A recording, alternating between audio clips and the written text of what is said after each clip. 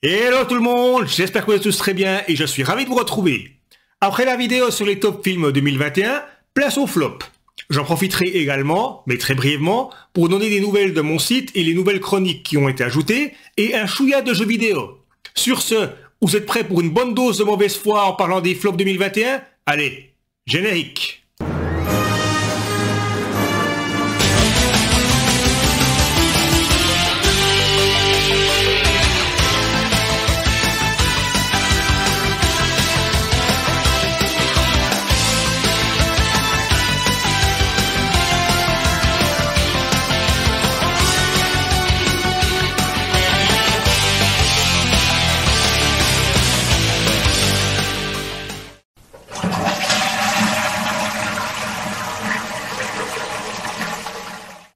Je sais, cette vidéo aurait dû sortir plus vite, mais j'ai été malade. Je crois bien que je n'avais pas utilisé autant de mouchoirs en papier que depuis la première fois où j'ai vu Une nuit en enfer et que j'ai découvert Salma Hayek. Love, exciting and new, come aboard. Oui, j'avais utilisé beaucoup de mouchoirs car j'avais un gros rhume. Menteur. Je vais commencer par parler d'Instagram et de mon site internet. Alors bien sûr, pour des gars genre Julien Chiez, ce serait les nouvelles du siècle, avant la suivante 3 minutes plus tard.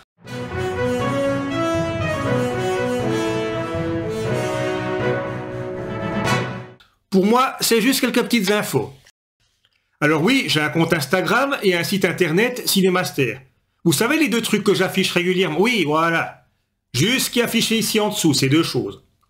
Alors, malgré une petite promo pour Instagram, peut-être que c'est aussi dû parce que je suis nul, mais c'est le désert niveau abonnés. Sans deck, malgré une petite promo ici, j'ai à peine plus d'abonnés sur Instagram que de poils sur mon cul. Et franchement, vous voyez beaucoup de poils sur mon cul? Je pense que quand on mettra les cons sur orbite, t'as pas fini de tourner. Par contre, sur le site www.cinemaster.ch, ça bouge nettement plus.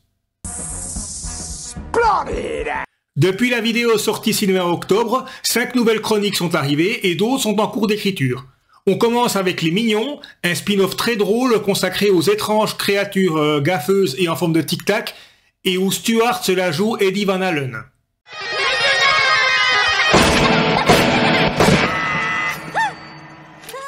Ensuite, dans le genre touché-coulé, Les Dents de la Mer 4, La Revanche. Le genre de film très drôle, karaté sur tous les points, avec un requin qui veut venger les squales tués dans les précédents épisodes, et qui vole. Bref, un nanar de choix qui fait un gros plouf. Changement de registre avec À couteau tiré, un thriller à la Agatha Christie, mais qui a le bon goût de ne pas sentir la naphtaline, car modernisé, avec un Daniel Craig qui délaisse James Bond et la stupéfiante Ana de Armas. Je soupçonne un acte criminel. Et pour l'instant, je n'exclus aucun suspect. On continue avec un film culte, Duel, où un camion fou tente de tuer un automobiliste lambda. Les routiers sont sympas. Culte car il est réalisé par un certain Steven Spielberg. Et à seulement 24 ans, Spielberg démontre son immense talent et fait un chef-d'œuvre à partir d'un pitch très simple et au budget limité.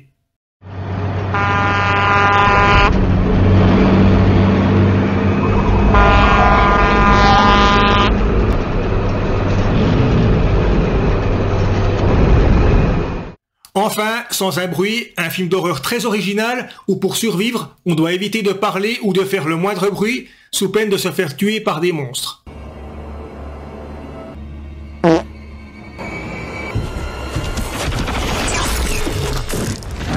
Ouais, ça valait la peine de lui dire de ne plus manger de choux. Le site est gratuit, sans pub et on touche pas un rond dessus. Mais si vous voulez lire les chroniques qu'on en a fait, eh ben elles sont disponibles à cette adresse. Sur ce, il est temps de passer au flop film 2021, alors c'est parti!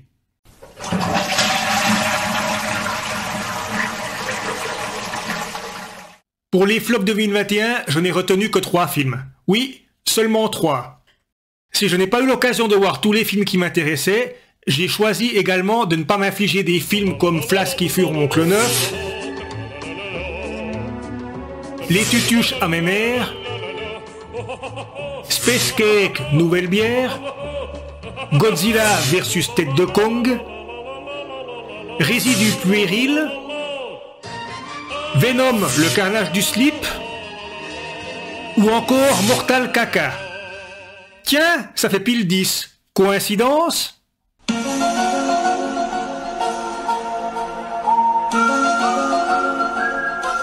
Une place de cinéma, ça coûte cher, alors autant économiser.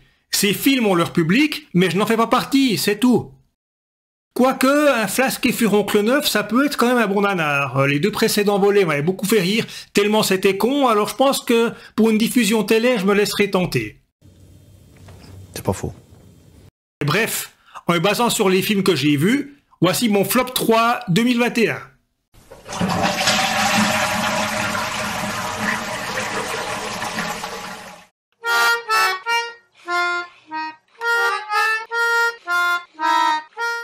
Malgré un dernier acte dispensable, j'avais bien aimé le premier Wonder Woman. Et comme le nouveau volet intitulé Wonder Woman 1984 se déroulait dans les années 80, je m'étais dit, un Wonder Woman dans la continuité du premier, avec la petite touche nostalgique 80s, ça peut que donner quelque chose de pas mal. Ben non, c'était juste mauvais. Le film a été réalisé par Patty Jenkins, qui avait également réalisé le premier. Mais là, Patty Jenkins a aussi voulu scénariser le film. Et là, c'est le drame, car Patty Jenkins, c'est pas Catherine Bigelow. Pourtant, cela ne commençait pas trop mal, avec 2 scènes d'action, une sur l'île de Themyscira et une dans un centre commercial. Mais après, c'est le néant pendant 1 heure avec l'introduction des personnages. C'est mou, ça n'avance pas, les dialogues sont navrants, il n'y a aucune profondeur psychologique, et ne comptez pas sur une mise en scène inventive ou un scénario captivant pour attraper le tout. Et ça dure 2h30, bordel! Quant aux années 80, vous oubliez. À part 2 ou 3 scènes colorées ou certains vêtements, l'histoire pourrait se passer n'importe quand. C'est juste un d'élément marketing. L'histoire tourne autour de la découverte d'une pierre des vœux qui permet de ramener Steve à la vie et à 2 autres personnages de devenir les futurs antagonistes. L'histoire est bancale avec des ficelles scénaristiques, que dis-je, des cordes scénaristiques. Vous voulez 2 exemples ? Steve était mort durant la Première Guerre mondiale, mais aucun problème pour piloter un jet de combat des années 80. Ou alors, Diana et Steve se rendent en Égypte pour retrouver Maxwell Lord. La première route qu'ils empruntent, qui c'est qu'ils croisent comme ça par hasard ? Mais Maxwell, voilà. Que je sache, l'Égypte c'est un peu plus grand que Monaco, non ? C'est là qu'intervient la fameuse scène de poursuite dans le désert qu'on nous a vendue dans la bande-annonce. Super, après 1 heure de blabla soporifique, enfin un peu d'action. Sauf que la scène, elle est complètement foirée, c'est monté à la truelle, les CGI sont dégueulasses, il n'y a aucune tension, il y a plein de faux raccords, bref, c'est vraiment loupé de chez loupé. En plus d'être la plupart du temps soporifique, le film fait dans la surenchère permanente. Barbara veut gagner en assurance et devenir forte, mais cela vire au ridicule car elle se transforme en tigresse, dans les 2 sens du terme. Et Maxwell Lord, un homme d'affaires raté qui voulait sauver sa compagnie au début, veut devenir le maître du monde et balancer des bombes nucléaires sur la Terre entière. Au niveau des acteurs, Chris Pine qui incarne Steve, il sert strictement à rien de tout le film. Quant à Pedro Pascal, qui est pourtant un excellent acteur et qui incarne Maxwell Lord, il cabotine à mort durant tout le film. Alors là on appuie bien, on nous fait bien comprendre alors que dans le film, alors oui, c'est lui le grand méchant, hein. C'est limite s'il rigole pas comme ça. Le méchant, oui, c'est lui, c'est le méchant. Kristen Wiig s'en tire à peine mieux au niveau de son jeu, mais elle est très peu aidée par le personnage qu'elle incarne.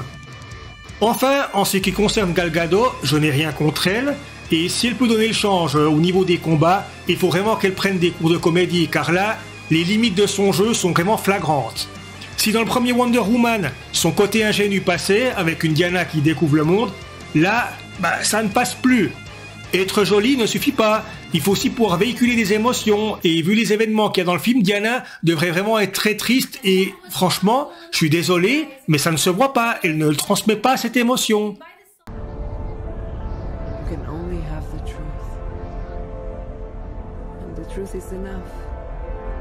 Bref, un film vide et stupide qui se traîne pendant 2 heures avant un dernier acte complètement what the fuck, où tout s'enchaîne à toute vitesse et où ça part dans tous les sens.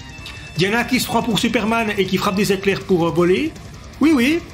mais c'est tellement mal amené et fait tellement sérieusement que ça en devient comique.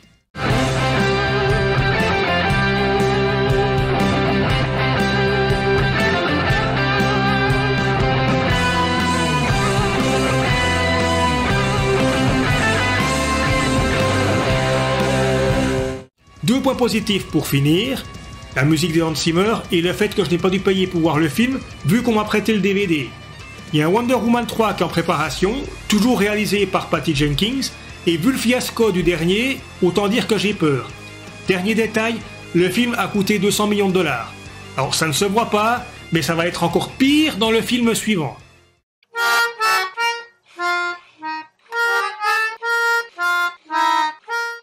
En faisant ce top flop, j'ai remarqué que Gal Gadot apparaissait à 3 reprises, une fois dans les tops et 2 fois dans les flops. Alors heureusement que dans son dernier film que j'ai vu il y a quelques jours, Mort sur le Nil, elle remonte un peu le niveau, tant au niveau de son jeu qu'au niveau du film en lui-même, mais en l'espace d'un an, elle a réussi à tourner Wonder Woman 1984 et Red Notice. Et normalement, tourner ça en l'espace d'un an, il y a de quoi ruiner une carrière.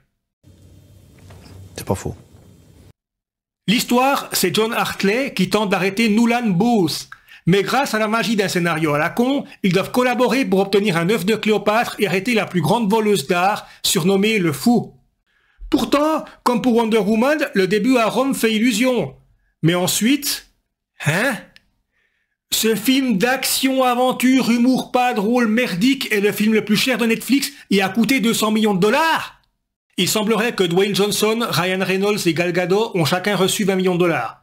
D'accord, mais où sont passés les 140 millions restants? Parce que soit ils ont reçu plus, soit c'est l'argent le plus mal utilisé du monde.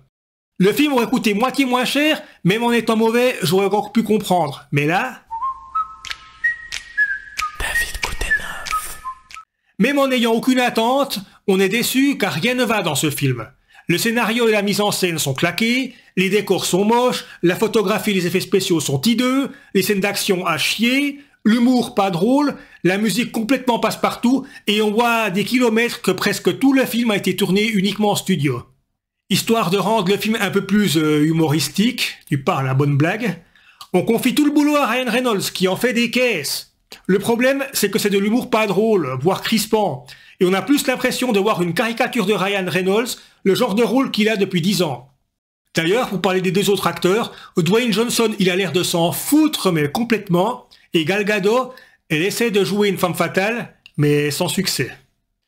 D'ailleurs, et c'est aussi un truc qui m'a choqué, on ne ressent aucune alchimie entre les personnages, à croire que les trois acteurs ne pouvaient pas se blairer entre eux pendant le tournage. On ne ressent aucune implication dans leur rôle, et on ne s'attache pas à leurs personnages, qui de toute façon sont beaucoup trop creux. En plus, l'histoire se permet le luxe d'être archi prévisible, mais, en même temps, c'est rempli de scènes illogiques qui décrédibilisent le tout. Et ce ne sont pas les décors faits qui vont rattraper tout le bousin.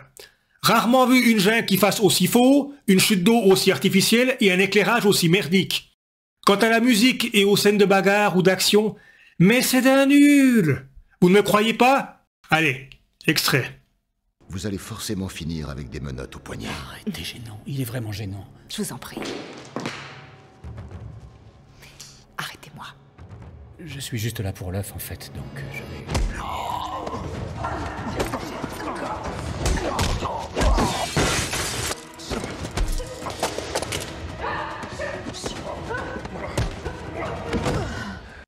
Au fait, c'est qui le comique de service qui a réalisé cette daube? Rawson Marshall Turber? Ah bravo! Un mec qui a notamment réalisé Agent presque secret et Skycrapper. Sans deck, son jardin doit ressembler à un potager, tant c'est un spécialiste des navets. Comment a-t-on pu filer autant de thunes à un type aussi incompétent? D'autant plus que Turber, qui est aussi le scénariste de Red Notice, repompe des scènes de films d'action célèbres. Le talent en moins. Vous vous rappelez la poursuite dans la mine dans Indiana Jones et le Temple Maudit? Confier une scène du même style à Turber, mais c'est tellement mal fait que même la poursuite ratée dans Wonder Woman 1984, c'est du James Cameron inspiré à côté. Franchement, quand je pense que Mission Impossible Fallout a coûté 178 millions, comment ce truc a pu en coûter 200? Parce que hormis les scènes donc, qui se passent à Rome, qui ont vraiment été tournées sur place, et puis quelques scènes en drone justement qui sont bien faites, vous verrez que le drone qui entre dans des pièces et des choses comme ça. Franchement, pour le reste, on a plus l'impression de voir un téléfilm ou un film moyen budget, et puis beaucoup de scènes ont été tournées dans des décors en intérieur. Et pour un film qui se revendique en quelque sorte être un film d'aventure, alors que la majorité des plans ça a été tourné dans des studios en intérieur, ça la fout mal. Il a raison. Dernier point, ne vous laissez pas berner par la bande-annonce de Red Notice, car on pourrait presque croire que le film est potable. Red Notice, c'est un film nul, claqué au sol, et qu'on conseillera uniquement aux personnes qui ont envie de perdre 2 heures dans leur vie.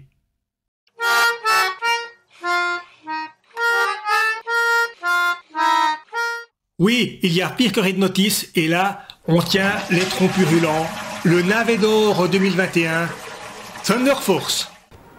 C'est nul!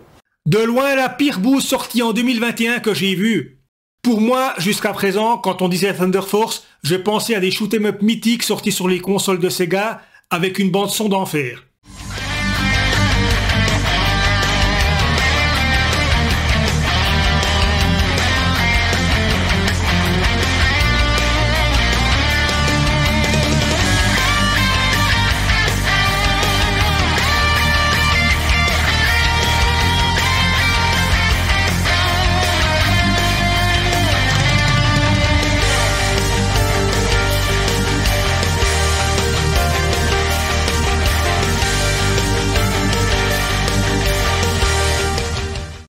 Maintenant, c'est aussi cette horreur.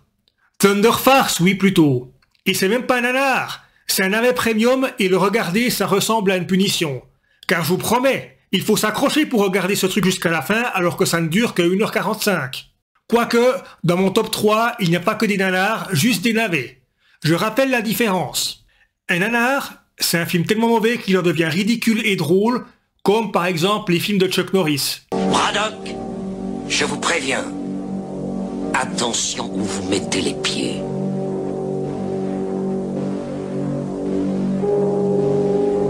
Je mets les pieds où je veux, Little John. Et c'est souvent dans la gueule. Un navet, c'est un film tellement mauvais et ennuyeux qu'on se fait chier en le regardant, genre 50 nuances de chiasse. Quels sont vos centres d'intérêt en dehors du travail? Et vous? J'aimerais en savoir plus sur vous. Il n'y a vraiment pas grand-chose à savoir sur moi. Je veux dire, regardez-moi. Je vous regarde. Thunder Force, c'est le genre de film où tu te demandes comment des personnes ont pu s'impliquer sérieusement dans ce truc. Que dire d'une dope pareille? 2 amis d'enfance décident, après quelques péripéties, d'acquérir des pouvoirs grâce à un produit. Ensemble, elles deviennent la Thunder Force et vont botter le cul de tous les méchants dotés de super pouvoirs et les woks de New York. Le film est soi-disant une parodie de film de super-héros. Alors prendre 2 femmes dont les formes ne correspondent pas forcément au canon des super-héros, bah pourquoi pas? Mais avant de penser ça, ce serait mieux d'avoir une bonne histoire avec des gags drôles et si possible avec de bons acteurs, ce qui n'est absolument pas le cas dans ce film. Le film est réalisé par Bill Falcon, le mari de Melissa McCarthy. Il essaye avec son incompétence de mettre en avant sa femme, mais qui en fait des caisses. Les gags sont d'une nullité affligeante et le pire, c'est qu'on a l'impression que Melissa McCarthy, elle se croit très drôle, alors qu'elle ne l'est absolument pas. La scène où elle imite Steve Urkel est nulle à chier et résume parfaitement cela. À partir d'un gag très lourd à la base, ça s'étire plus que de raison, avec des mimiques pathétiques et des improvisations, rendant les scènes parfois gênantes, tant elles sont forcées et longues. Allez, extrait. You spell it Urkel. Are you kidding? Did I do that? Right? C'est honteux! Does that ring up? Did I do that? Did I do that? You know that. Mais c'est de la merde! Did I do that? Mom, is she having a reaction to the injection? À mon avis, il n'y a que Melissa McCarthy et son mari qui ont dû trouver ces scènes hyper drôles. Et de l'humour pas drôle, il n'y a que ça dans ce film. Entre des acteurs en roue libre, un humour pas drôle, des personnages inintéressants, un scénario et des dialogues consternants, le film est également filmé avec les pieds.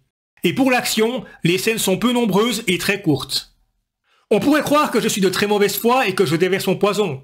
Dans ce cas, regardez cette bouse, accrochez-vous pendant 1h45 et après, vous me direz ce que vous en avez pensé, d'accord? En tout cas, je vous aurais prévenu. Y voir les notes que Thunder Force est coltiné sur IMDb ou Allociné, je ne suis pas le seul à trouver ce film nul à chier. C'est vraiment un gros tas de merde. Bref, Thunder Force est pour moi la bouse de 2021. Une comédie absolument pas drôle, gênante même, extrêmement mal rythmée et passablement chiante. Mal écrit, mal monté, le film accumule les creux, un ratage total. Même Wonder Woman 1984 et Red Notice sont bien à côté, c'est vous dire. 10 seconds later. Bon, je vais m'arrêter là, ça m'a donné mal au crâne de me remémorer ces trucs. Faut que je fasse un truc bien con pour me vider la tête. Qu'est-ce que je pourrais faire, même si mon amour-propre est sans souffrir? Un truc bien con... Ah, je sais. Tu es prêt pour la surprise? Fuyez, pauvre fou.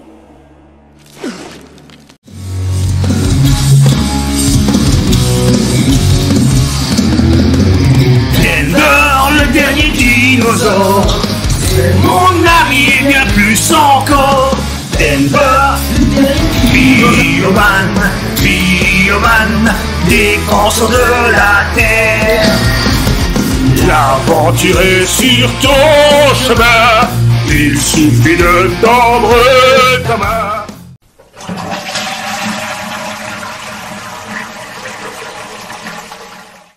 Bref, mon amour-propre en a pris un coup, mais ça va quand même déjà beaucoup mieux. Comme vous l'aurez compris, je vous déconseille ces 3 films qui en plus n'ont même pas le bon goût d'être des nanars. Néanmoins, je serais curieux de savoir si parmi vous, il y en a certains qui ont apprécié Wonder Woman 1984 ou Red Notice et m'expliquer pourquoi. N'hésitez pas à vous abonner, à partager ou à mettre le petit pouce bleu. Ça fait toujours plaisir, ça vous prend que quelques secondes, ça aide à faire connaître la chaîne et ça me motive à faire de nouvelles vidéos.